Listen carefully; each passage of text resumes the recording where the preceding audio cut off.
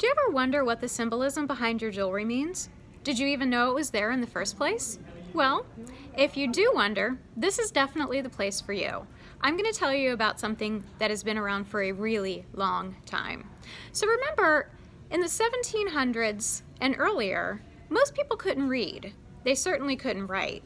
So people used symbols to explain things. So a lot of jewelry has symbols, and it was meant for people who couldn't read. So a lot of stained glass windows are pictures that will tell a story, and usually about the Bible. Well, a lot of those symbols found their way into jewelry, and a lot of symbols just mean love. So what I'm going to tell you about today is something called a rebus. And a rebus is essentially a word puzzle. And that's essentially something that a picture will tell you a story instead of words telling you a story.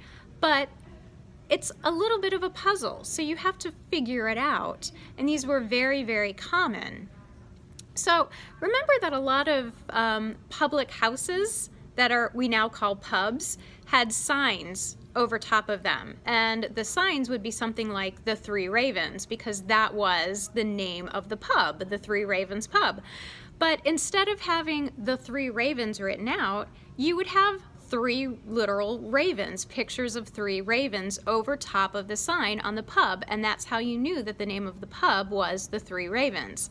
So a rebus is very similar to something like that. It's using pictures to put it in a puzzle form, so you have to kind of figure it out. So one of those things that I'm going to tell you about today, one of those rebuses, is called a honeymoon pin. These are examples of some honeymoon pins.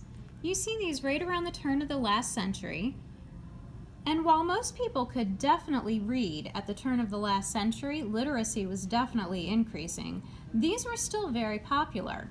So what's essentially going on here is you have the crescent, which stands for the moon, and then you have the flowers, which stand for sweet as honey. So that's how you end up with honeymoon in a pin. So it's a little bit of a picture puzzle. If this is the first time that you're finding me, I'm Nicole, I'm Jewelry Nerd, and if you like this content, please hit that subscribe button so that I can make more things like this and teach you what you want to know.